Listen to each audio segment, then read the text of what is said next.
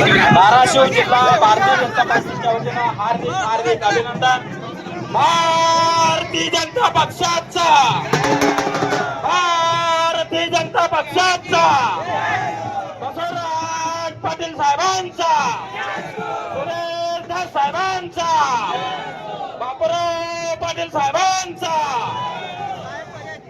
वंदे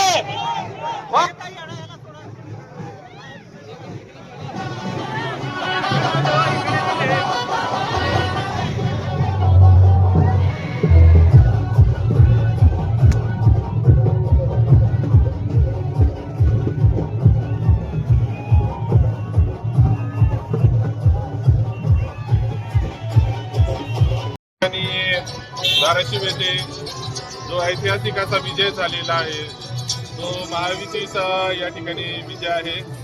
माननीय बसवराज पाटील साहेब माजी मंत्री यांच्यावर आज स्थानिक स्वराज्य संस्था मतदारसंघातील सर्व सदस्यांनी या ठिकाणी एकमतानं विश्वास दाखवल्यासारखं हा कौल दिलेला आहे।